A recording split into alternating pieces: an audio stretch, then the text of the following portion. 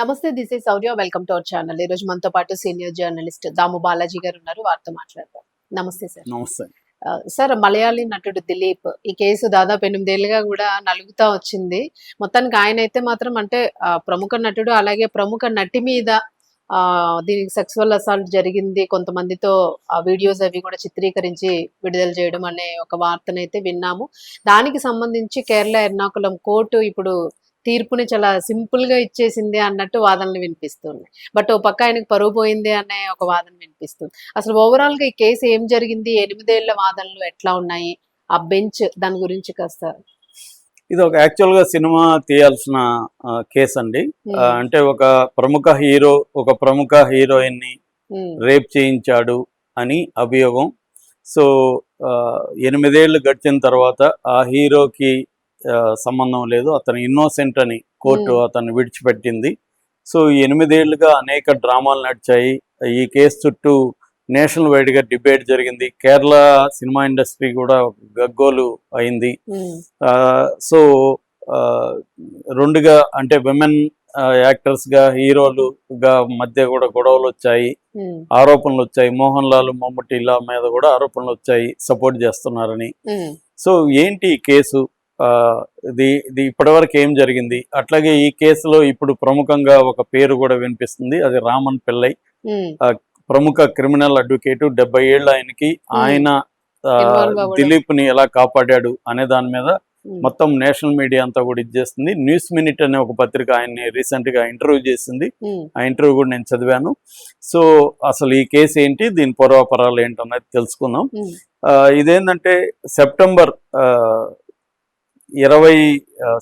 17వ తేదీ 2017లో ఒక హీరోయిన్, ఆమె తెలుగులో కూడా చేసింది, కాకపోతే ఆమె పేరు చెప్పొద్దు అంటున్నారు కాబట్టి నేను కూడా చెప్పట్లేదు. తమిళ్లో చేసింది, మలయాళంలో చేసింది, తెలుగులో కూడా కొన్ని సినిమాలు చేసింది, పాపులరే తెలుగులో కూడా. ఆమె త్రిశూర్ నుంచి కొచ్చికి కారులో వెళ్తోంది. తన కారులో వెళ్తున్నప్పుడు కొచ్చి దగ్గరలో కారుని ఆపి కొంతమంది దుండగులు ఆ డ్రైవర్ని దించేసి తోసేసి వీళ్ళు కారులోకి వెళ్ళిపోయి 2 గంటల పాటు ఆమెను రకరకాలుగా తిప్పి ఒక మారుమూల ప్రదేశానికి తీసుకెళ్లి ఆమెను సామూహికంగా రేప్ చేసిన దాన్ని వీడియో కూడా సెల్ ఫోన్ లో షూట్ చేసి అప్పటి నుంచి చేసి వదిలేసి వెళ్ళిపోయారు. సో ఆమె ఇమ్మీడియట్ గా వెళ్ళి పోలీస్ స్టేషన్ లో కేసు పెట్టింది. కేసు పెట్టినప్పుడు ఆమె ప్రధానంగా ఒక పేరు చెప్పింది, అదేంటంటే సునీల్ కుమార్ అలియాస్ పల్సర్ సోని అంటారు అతన్ని పెట్టింది. అతను ఎవరంటే ఈ దిలీప్ కుమార్ కి ఒకప్పుడు, ఈ దిలీప్ అనే హీరోకి ఒకప్పుడు డ్రైవర్ ఈ పల్సర్ సోని. సో ఈ పల్సర్ సోని మీద ప్రధానంగా అతని ఆధ్వర్యంలోనే జరిగిందనేది ఆమె కేసు పెట్టింది. సో ఇమ్మీడియట్ గా పోలీసులు పల్సర్ సోనిని అరెస్ట్ చేశారు. సో ఈ కేసులో మొత్తం 10 మంది మీద ఛార్జ్ షీట్ ఓపెన్ అయింది, ఎఫ్ఐఆర్ అండ్ ఛార్జ్ షీట్. అందులో A8 గా దిలీప్ కుమార్ ని కూడా చేశారు. అంటే ఆమె ఆరోపించింది ఏంటంటే 2013లో ఈ దిలీప్ కుమార్ అసలు పేరు గోపాలకృష్ణన్ పద్మనాభన్, పూర్తి పేరు. అతను సినిమా స్క్రీన్ నేమ్ దిలీప్ అన్నమాట. సో ఈ దిలీప్ మంజు వారియర్ ని పెళ్లి చేసుకుని ఉన్నాడు. సో ఈ రేపుకు గురైన హీరోయిన్ మంజు వారియర్ దగ్గరికి వెళ్ళి మీ వాడు కావ్య మాధవంతో అఫేర్ నడుపుతున్నాడు అని చెప్పింది గతంలో, అంటే 2013లో. ఇది జరిగింది 2017లో. సో కావ్య మాధవంతో అఫేర్ నడుపుతున్నాడని ఆమెకు చెప్పింది. దాంతో ఆమె ఇది ఫైండ్ అవుట్ చేసి సాక్ష్యాధారాలన్నీ తెలుసుకొని విడాకులు ఇచ్చేసింది దిలీప్. ఎవరు? మంజు వారియర్. ఆమె కూడా హీరోయిన్ మంజు వారియర్. సో విడాకులు ఇచ్చేసిన తర్వాత 2016లో కావ్య మాధవన్ని తను పెళ్లి చేసుకున్నాడు దిలీప్. సో దిలీప్ కక్ష కట్టాడు నా భార్యతో, అంటే అతను మంజు వారియర్ విడాకులు ఇవ్వాలనుకోలేదు. మంజు వారియర్ తుంటూ కావ్య మాధవ్తో అఫైర్ నడుపుదామని అనుకున్నాడు, ఎంజాయ్ చేద్దామని అనుకున్నాడు. ఆ విషయం మంజు వారియర్ కి తెలీదు. ఈమె చెప్పడంతో వాళ్ళ కుటుంబంలో చిచ్చు పెట్టినట్టు అయింది. దాంతో దిలీప్ కక్ష పెట్టుకున్నాడు ఈ మీద, నువ్వు వచ్చి నా జీవితాన్ని పాడు చేసావు, నీ జీవితాన్ని నేను పాడు చేస్తానని కక్ష పెట్టుకొని ఇతను తన డ్రైవర్ పల్సర్ సోని గారి ద్వారా ఒక టీంని ప్లాన్ చేయించి ఇతను దీన్ని కొటేషన్ రేప్ అని కూడా అంటున్నారు, కొటేషన్ అటాక్ అని కూడా అంటున్నారు. కొటేషన్ అటాక్ అంటే కాంట్రాక్ట్ అటాక్. ఇతను కాంట్రాక్ట్ ఇచ్చాడు ఈ ఉమ్. 9 వీళ్ళందరికీ మందికి. కూడా 9 మందికి ఇచ్చి మీరు ఇలాగా చేయండి అంటే టిట్ ఫార్ టాట్, నా జీవితాన్ని నువ్వు నాశనం చేసేవాడు, నీ జీవితాన్ని నేను నాశనం చేస్తా అని చెప్పి ఈ 9 మందిని పంపించి వాళ్ళు రేప్ చేయించి వీడియో కూడా ఇతనికి ప్రూఫ్ గా చూపించడానికి వీడియో కూడా షూట్ చేశారనేది అభియోగం ఇతని మీద. ఇవన్నీ చేశాడో లేదో మనకు తెలియదు. ఇదైతే జరిగింది, ఈ అమ్మాయి అంతా చేయడం అయితే జరిగింది. విడాకులు వచ్చాయి. కావ్య మాధవ్ని 2016లో పెళ్లి చేసుకున్నాడు. సో దాంతో ఇతన్ని జూలై 10, 2017లో అరెస్ట్ చేశారు. ఎవరిని? దిలీప్ అని అరెస్ట్ చేసి అక్టోబర్ 3లో బెయిల్ వచ్చింది. అంటే 85 రోజులు ఇతను జైల్లో ఉన్నాడు దిలీప్. అప్పట్లో ఇది పెద్ద సంచలనంగా మారిపోయి కేరళలో విమెన్ యాక్టివిస్టులు, ఇటు సినిమా ఉండేవాళ్ళు ఈ సినిమా రంగంలో ఎంత ఘోరాలు జరుగుతున్నాయని చాలా బయటకు వచ్చి ఈమెను కూడా అభినందించారు. ధైర్యంగా ఈమె చెప్పింది. దిలీప్ చాలా పాపులర్ హీరో, అతన్ని ఎదుర్కొనిందని చెప్పి అప్పుడు ఉమెన్ సినిమా కలెక్టివ్ WCC అనే ఒక సంస్థను కూడా ఏర్పాటు చేశారు.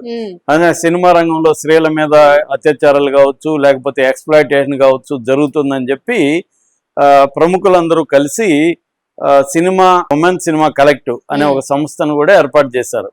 దాని తర్వాత ఇతన్ని ఇక్కడ మనకి ఎట్లాగైతే మా అసోసియేషన్ ఉందో రీసెంట్ గా అక్కడ అమ్మ కూడా ఉంది. అక్కడ కూడా దాని పేరు అమ్మ అన్నమాట. అసోసియేషన్ ఫర్ మలయాళం మూవీ ఆర్టిస్టులు అంటారు దాన్ని, అమ్మ అని పిలుస్తారు. అమ్మ బిగినింగ్ లో ఇతన్ని ఎక్స్పెల్ చేయలేదు, ఎందుకంటే ఆరోపణలే కానీ ప్రూవ్ కాలేదు కదా అన్నారు. లేదు అని చెప్పి ప్రెజర్ చేశారు. ప్రెజర్ చేస్తే ఇతను ఎక్స్పెల్ చేశారు. చేసి నువ్వు నిరూపించుకొని ఫ్రీ అయితే అప్పుడు మేము తీసుకుంటామని చెప్పారు. అలాగా ఇది పెద్ద ఎత్తున దేశంలోనే పాపులర్ కేసు అయింది. సో దీని మీద బెయిజు పౌలోస్ అని అతను ఇన్వెస్టిగేటివ్ ఆఫీసర్ గా పెట్టారు. ఈ బెయిజు పౌలోస్ మొత్తం దీన్ని తరోగా ఇన్వెస్టిగేట్ చేశాడు. 258 మంది సాక్షులు అండి దీంట్లో. అంటే ఈ గొడవనంతా ఎస్టాబ్లిష్ చేయాలి, ఈ అమ్మాయి వచ్చి వీళ్ళ కాపురాన్ని కూర్చుంది, ఇవన్నీ కూడా ఎస్టాబ్లిష్ చేయాలి. సో ఇవన్నీ చేసి 258 మంది సాక్షులను పెట్టి నడిపారు. నడిపి దీన్ని యాక్చువల్ గా సిబిఐకి ఇవ్వాలని హైకోర్టులో పిటిషన్ వేశారు, కేరళ హైకోర్టులో. కానీ హైకోర్టు రిజెక్ట్ చేసింది. సిబిఐ అవసరం లేదు, కేరళ పోలీసుల మీద వ్యవస్థకు నమ్మకం ఉందని చెప్పి చెప్పారు. మళ్ళీ సుప్రీంకోర్టుకి వెళ్ళారు త్వరగా ఇది చేయాలని. సుప్రీంకోర్టు దీన్ని 6 నెలల్లో తేల్చండి అని చెప్పింది. కానీ 6 నెలల్లో అవ్వలేదు. ఇది 2020లో ట్రయల్ ఓపెన్ అయింది. క్రైమ్ జరిగింది ఎప్పుడు? 2017లో. మూడు సంవత్సరాల తర్వాత ట్రయల్ అయింది. ట్రయల్ అయ్యి తీర్పు రావడానికి 5 ఏళ్ళు పట్టింది మళ్ళీ. అంటే ట్రయల్ స్టార్ట్ అయినాకే చూడండి, అంటే మన దేశంలో న్యాయం జరగడానికి అంటే justice delayed is justice denied అనే ఒక సామెత ఉంది. అంటే న్యాయం ఆలస్యం అయితే న్యాయము నిరాకరించబడినట్టే అని. ఎందుకంటే 10 ఏళ్ల తర్వాత న్యాయం వచ్చేలా ఈ లోపల చాలా మంది చనిపోతారు, అయిపోతారు, పెట్టిన వాళ్ళు పోతారు, ఇవన్నీ జరుగుతాయి. 20 ఏళ్ళకి జరుగుతాయి. ఇప్పుడు మన కళ్ళ ముందే 7 ఏళ్ళు అయింది వివేకానంద రెడ్డి హత్య. మార్చి 19th వస్తే 7 ఏళ్ళు అవుతుందండి. ఇప్పటి వరకు ట్రయలే స్టార్ట్ కాదు. ట్రయల్ స్టార్ట్ అయినాక మళ్ళీ ఒక 5 ఏళ్ళు అవుతుంది. ఇక్కడ ఈ కేసులోనే 5 ఏళ్ళు అయింది. కాబట్టి ఇంకెప్పుడన్నీ న్యాయం జరిగేది? ఇది సమస్య అనమాట మనకున్న క్రిమినల్ జస్టిస్ సిస్టమ్ లో. ఎందుకంటే 5 కోట్ల కేసులు పెండింగ్ లో ఉన్నాయి ఇప్పటికే. ఒక సుప్రీంకోర్టులోనే 60,000 కేసులు పెండింగ్ లో ఉన్నాయి. ఇది ఈ దేశం పరిస్థితి. సో అలాగా మొత్తానికి ఏమైంది, ఇంత చేసి ఫైనల్ గా ఇతను ఇన్నోసెంట్ గా డిక్లేర్ అయిపోయింది. Ernakulam principal sessions court Honey M Varghese judge, ఆయన ఇతని మీద ఏవి ప్రూవ్ కాలేదు. ఎందుకంటే 28 మంది సాక్షులు అడ్డం తిరిగారండి. వాళ్ళు హోస్టైల్ అంటారు, హోస్టైల్ గా మారిపోయారు. అంటే ఈయన రోల్ ఉందని 28 మంది చెప్పిన సాక్షులు తర్వాత కాలంలో హోస్టైల్ గా మారిపోయారు. లాగ్ కదా, వాళ్ళు మేనేజ్ చేయడం పెద్ద విషయం ఉంటది. సో అలాగా ఇది మేనేజ్ చేశారు అనేది వాదన. దీంట్లో ఇప్పుడు ఈ రామన్ పిల్లై క్రిమినల్ అడ్వకేట్, 70 ఏళ్ల క్రిమినల్ అడ్వకేట్ ఏంటంటే, ఆయనకి ఇప్పటి వరకు ఆయన ఏ కేసు టేకప్ చేసినా ఓడిపోవడం అనేది ఆయన జీవితంలో లేదు. అంటే అసలు ఆయన మీద సినిమా తీయాలేమో అనిపించింది నాకు ఇంటర్వ్యూ చదివిన తర్వాత. అంత ఇంట్రెస్టింగ్ గా ఉన్నాడు క్యాండిడేట్. బోల్డ్ స్టోరీస్ దొరకొచ్చు ఇప్పుడు ఆయన. అవును, ఆయన ఎవరికి కూడా ఇంటర్వ్యూలు ఇవ్వడంట. 6 నెలలు వెంటబడితే న్యూస్ మినిట్ కి ఇంటర్వ్యూ ఇచ్చాడంట. అది కూడా ఎక్కువ మాట్లాడలేదంట ఆయన. న్యూస్ మినిట్ వాళ్ళు రాశారు. ఆయన పైగా నేను ఇంటర్వ్యూ ఇవ్వనని చెప్పడంట, ఇప్పుడు నెక్స్ట్ వీక్ అంటానే ఉంటాడంట. మనమే వాయిదాలు అలవాటు కదా వాయిదాలు విసిగిపోయి మనమే ఇది చేయాలి. తర్వాత ఆయన ఎప్పుడు పబ్లిక్ ప్రాసిక్యూటర్ గా చాలా సార్లు ఆఫర్ వస్తే ఒకే ఒకసారి, అది కూడా పెద్ద పెద్ద బిజినెస్ పీపుల్ ఇన్వాల్వ్ అయ్యి ప్రెజర్ తీసుకొచ్చారంట.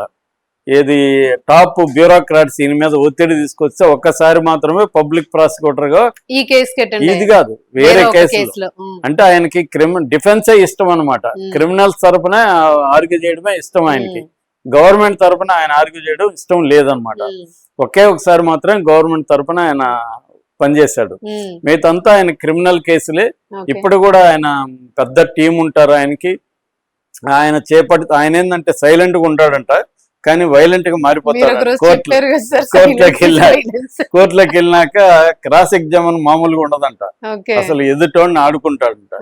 అట్లాగే వాడిని థ్రెట్ చేసినట్టుగా కూడా ఉంటది అని చెప్తారు.